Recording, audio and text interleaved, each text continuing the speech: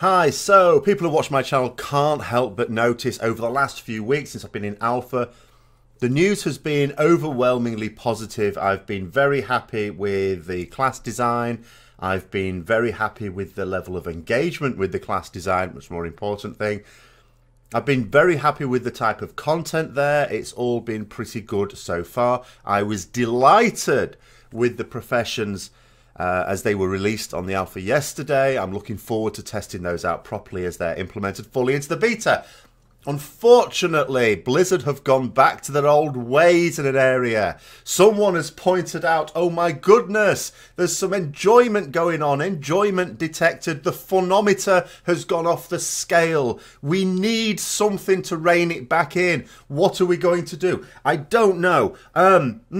What do they find most enjoyable? Oh, well, you know, most WoW players are at their happiest when they use their DPS cooldowns. Right. Target the DPS cooldowns, go in for the kill. That should wipe the smile off their face. And that's exactly what they've done. You may be noticing by now, this might be a little bit of a rant video. Global cooldowns, the bane of our lives. We understand the benefit of global cooldowns for throughput abilities. Of course, you know, we've got DPS abilities, healing abilities, things like that. We can't just be mashing those, smashing our face into the keyboard like a demented elemental shaman. No, we have to have global cooldowns for those. But for other things, do we really? I've been saying for a long time, why do we have global cooldowns on defensives? Why do we have them on movement speed abilities? Why do we have them on this? Why do we have them on that? There's nothing to do with throughput.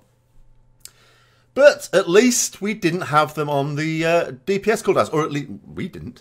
Some other people did. Okay, very small number of people. None of them should have done.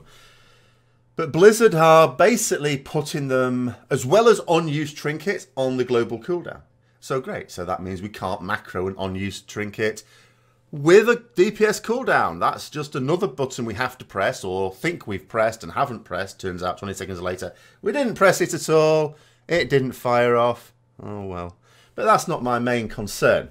Now, in actual fact, I'm going to go through a few of my initial thoughts. I'm really going to go through my initial thoughts when I looked at this. There is something that's going to blow this out of the water. Unfortunately, I'm not allowed to say someone has discovered something effectively game-breaking about this change that Blizzard obviously didn't consider. But you know, the person who's come up with it doesn't feel inclined to tell Blizzard about it. They're wanting to wait until the theory crafters of the classes and specs who are going to be most seriously affected, i.e. Fury Warriors and Frost DKs, you've got a nice future coming, find out for themselves, at which point this is all just going to blow up and goodness knows we're going to get something else. Because what this seems like, I'll just quickly go through what Blizzard identified as the problem, because there will be some people, there already have been some people in the name of balance who thought, we're okay with these changes, we might even approve of these changes. So, Blizzard identified a few issues. First of all, the issue, most of them PvP issues, right? First of all, the idea that if you use a DPS cooldown at the same time effectively as an attacking ability, because you can do that, because the DPS cooldown's off the global cooldown, then the animation trigger that tells a PvP player, oh, you know, they've used their... is wiped out because they've immediately gone into their attack animation.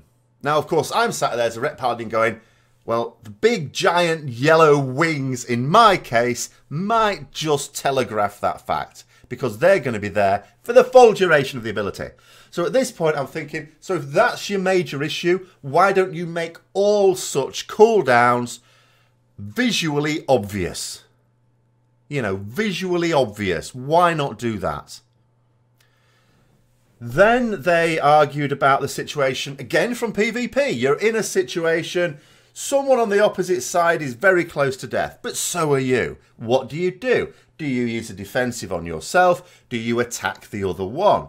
Ooh, if you attack the other one, you kill them, well, it might be okay that you die in turn. Or, if you don't, they somehow get some super save, and you still end up dying. Well, that was a bad call. Decisions. Yeah, okay. But PvP again. This always used to happen. As a dedicated PvE player in this game, as most are, because it's mostly good for PvE. The PvP is lackluster, okay. There's a lot of very dedicated PvP players as well. But it's not so good for the PvP, which means most players are just mostly doing the PvE. But anyway, it doesn't matter about that. We're not talking about, you know, which camp is greatest. We're talking about the fact that for many years, and vanilla TBC, even Wrath, and it seemed to get better after that, whenever there was a perceived problem with PvP, they used to do a thing that affected PvE as well, even though there's no issue in PvE. So all it ended up was being a ball ache for people in PvE. Now, with Legion, when they introduced not only PvP-specific talent, but also they changed the way certain abilities work in PvP. You know, certain abilities like do different damage or slightly different effects in PvP compared to PvE. And it was like, okay, it's taken them over a decade, but they finally realised what virtually every other game designer had realised many years ago, that you can actually have the characters play differently in PvP compared to PvE. That way you can balance them both separately. We thought they'd learnt that lesson. No, not a bit of it, because almost everything that Ian Hazzikostas, who's the game director, you know, and this is why, you know, I'm most annoyed about this. If it was just something of minor annoyance, I would just go, well, we just need to point these things out, and they'll go, oh yeah, okay, we'll think about something else. But no, this seems to be, you know, an overall decision. This is one of those things that they're probably not going to budge on now because, you know, stubborn. And again, it's for PvP, why do people in PvE have to suffer? Then the other issue became, you know, and then there's this issue of stacking up too many cooldowns. I have one cooldown. A lot of people have one cooldown. Some people have multiple. Fury Warriors being the main culprit there. So what we're getting from this litany of woe from Blizzard is there's a problem in PvP. There's a problem with warriors. There's a problem with warriors in PvP. Who plays warriors in PvP? That's right, gnomes. This is a problem with gnomes. He didn't want to say it. It's the elephant in the room. This is a gnome problem. I've said for years we need to remove them, but they won't. Okay, that might not be the only solution, but this is a classic case of Blizzard identifying a problem, and then, I was saying on the stream last night, instead of just saying to people, right, we've got these issues, we'll meet back next week, come to me with ideas, we'll flesh out the ideas, we'll discuss them, blah, blah, blah, blah, blah, and then we'll come to a mature and considered conclusion as to what is the best solution to put in place. No, it's like, oh, problem. Someone goes, oh, solution. The quickest solution is, of course, going to be the stupidest. Solution, there's a solution to the problem, so we will apply the solution to the problem. No consideration as to whether it's the best solution. No consideration as if it's going to create greater problems. And it is. I wish I could tell you what it is, but I can't. Anyway. So we have this situation whereby you're going to not have that on the colour. So and a lot of people are basically going, oh, well, you know, in the first instance, Blizzard themselves said, Ian Hazzikostas said, in the first instance, it's just going to take some getting used to. Yes, you're going to trip over your DPS cooldowns to begin with. I didn't even know about it. I haven't even read about it. That was the irony. I was playing on the alpha last night on the stream, and I was basically, and I was saying in the stream, is my Avenging Wrath on the global cooldown now? And people in the chat were saying, yeah, Blizzard said about it. I'm like, so yeah, okay, it will be jarring, and then you will get used to it. Sure, fine. But here's the thing. What about the classes and specs? They have loads of these things. Why do they need loads of these things as well? Like, there's two obvious solutions to put in place on this one. First of all, if you must have multiple cooldowns, if any classes and specs must have multiple DPS cooldowns, then do what you do with unused trinkets. With unused trinkets in Legion, if you fire one off, the other one is put on a short cooldown. So you can't stack them. Do the same with DPS cooldowns. That would be straightforward. Secondly, why do they need so many DPS cooldowns when they basically do the same thing? You know, Fury Warriors, as I say, the classic example. They've got, you know, baseline DPS cooldown. They've got talented DPS cooldowns. They can have loads of DPS cooldowns.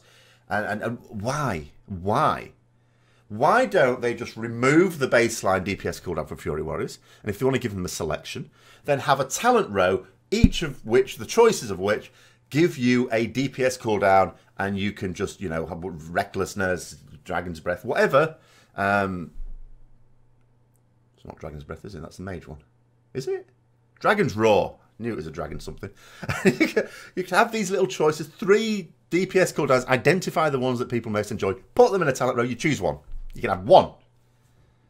That would sort it out. That would sort it out. And Blizzard are giving this impression as well that people are using, they're not even really thinking about it. I don't have anything macro to my DPS cooldown. You know, this concept that, I mean, some people may have other things. I did, you know, when I used an on-use trinket earlier in the expansion, yeah, I macroed that to it. And that's not a big deal. Because, again, I could only have one on-use cooldown triggered with my 1 DPS cooldown. There's no issue with that. None of the problems identified by Blizzard as to this issue affect Ret Paladin. None of them can be laid at Ret Paladin. So why doesn't everyone use the same model? You have 1 DPS cooldown. And it's not... And a DPS cooldown where there's a huge visual effect, not just when you cast it, but that remains while it's in place. All of those problems then go away. Every single one. Every single one of their issues with it disappears immediately, with the exception, fair enough, of do you attack the person or do you heal yourself? But even that's nonsensical, because if you see someone in an arena situation, they're on super low health, so are you. Do you use a defensive or do you kill them? You don't kill them with a DPS cooldown. You kill them with an ability. That's on the global cooldown. And that's another thing. So are a lot of defensives. My major defensive is on the global cooldown, and it always has been, as far as I can remember. My movement speed abilities, because that was the other thing. They talked about the fact, and this is fair enough for me as mostly a raider, they talked about the fact that you plan to use DPS cooldowns most of the time, so it doesn't have to be off the global cooldown. It's not a super, you know, quick reaction thing. They specifically said that interrupts should be off the global cooldown. They didn't used to be. I remember when they weren't. Oh my god, Horridom was a nightmare for me. But they, you know, they took them off the global cooldown. Yes, great. The thing is, though, defensives are reactive. Even in raids, they're reactive a lot of the time. So why shouldn't they be off the global cooldown? Movement speeds, reactive. Why shouldn't they be off the global cooldown? At the very least, if they're going to put the DPS cooldowns on the global cooldown because of the fact that you can plan for them, why don't they take off the things that you need to react with? Defensives, all defensives, movement speed, at least. And then the other point is Takeshi, who is one of the officers in Scrubbusters, also posted up there, made a very good point that actually when you look at some of these DPS cooldowns, some of them are just straight up DPS cooldowns. All right, if you want to put them on the global cooldown, fine. I'm not fine, but you know, fine. Some people are. But what about the ones that do something else as well? They do a thing. Why are those on the global cooldown? Because that's more of a utility thing. Just that phonometer, it's just every time, isn't it? Every time when you think, oh, this is great, this is fantastic, we're going in the right direction, someone has to pull the emergency cord and just stop it. No, we're going too fast, we're having too much fun. Anyway, that's all I've got to say on the matter. You know, something else is going to blow up about it on a much more serious note later on. If you are a Frost DK or you are a Fury Warrior, yeah, you've got some major face palming to do in the coming weeks. I would hope in the coming days. So that's what I've got to say on the matter. I've of course put a link to the original post where you can put your own feedback if you happen to be able to post on US forums. So I hope you enjoyed the video. If you did, don't forget to like, comment, subscribe, and share for further content. I'm going to go away and lie in a dark room and prepare myself for going on the alpha and having some actual fun. Hopefully Blizzard won't think it's too much and throw some gnomes around me. Till next time, I'll see you later.